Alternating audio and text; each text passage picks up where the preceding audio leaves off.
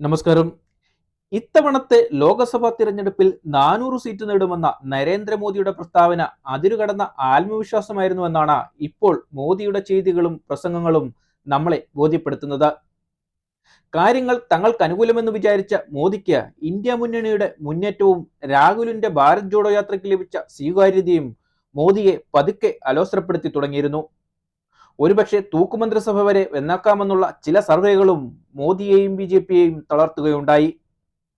പ്രത്യേകിച്ച് ഇന്ത്യ മുന്നണി ഒരു തട്ടിക്കൂട്ടു മുന്നണിയല്ലെന്നുള്ളതും തമിഴ്നാട്, UP തുടങ്ങിയ സംസ്ഥാനങ്ങളിൽ പ്രാദേശിക പാർട്ടികൾ കോൺഗ്രസുമായി ചേർന്ന സഖ്യത്തിലായതും BJP-യുടെ വിജയസാധ്യത കുറയ്ക്കുമെന്നുള്ള അറിവും ഇപ്പോൾ മോദിയെ വർഗീയ ചേരിവിലൂടെ ഹിന്ദു വോട്ടുകൾ കൈവരിക്കുന്നതിന് പ്രേരിപ്പിച്ചു എന്നുള്ളതാണ് സത്യം. അദ്ദേഹത്തിന്റെ തുടർച്ചയായ മുസ്ലിം വിരുദ്ധ പ്രസ്താവനകളിലൂടെ ഇപ്പോൾ പുറത്തു വരുന്നത് പഴയ മോദി ഇപ്പോൾ വീണ്ടും രംഗത്തെത്തിയിരിക്കുന്നു എന്നുള്ളത് തന്നെയാണ്.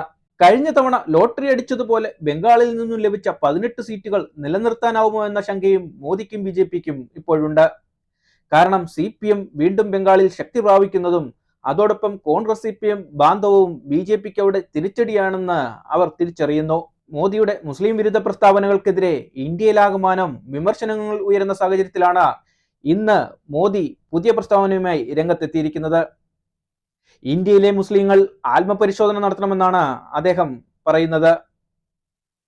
ചില വിദേശ ശക്തികൾ ഇന്ത്യയിൽ ജനാധിപത്യത്തെ നശിപ്പിക്കുവാൻ ശ്രമിക്കുന്നുണ്ടെന്നും അവർ മുസ്ലിങ്ങളെ ഭയപ്പെടുത്തി വോട്ട് ബാങ്കാക്കാൻ ശ്രമിക്കുന്നുവെന്നും മോദി പറയുന്നു.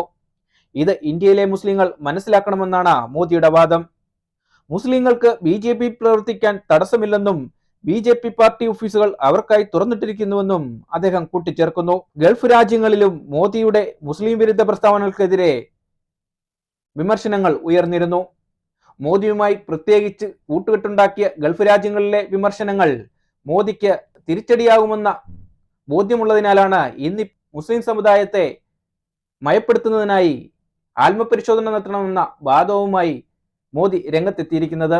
എന്തായാലും ഈസിയായി ജയിച്ചു കയറുമെന്ന മോദിയുടെ പ്രസ്താവനകൾക്കും ആഗ്രഹങ്ങൾക്കും തടസ്സമാണ് ഇന്ത്യ മുന്നണി എന്ന് മനസ്സിലാക്കി തന്നെയാണ് വർഗീയ ചേരിവുണ്ടാക്കി ഹിന്ദു വോട്ടുകൾ ഏകീകരിക്കുന്നതിനായി തുടരെ മുസ്ലിം വിരുദ്ധ പ്രസ്താവനകളുമായി മോദി രംഗത്തെത്തിയത്. ഇത് മനസ്സിലാക്കിക്കൊണ്ടാണ് ഇപ്പോൾ രാജ്യത്തെ ഓരോ രാഷ്ട്രീയ പാർട്ടികളും പ്രവർത്തിക്കുന്നതും ജനങ്ങളെ ബോധ്യപ്പെടുത്താൻ ശ്രമിക്കുന്നതും.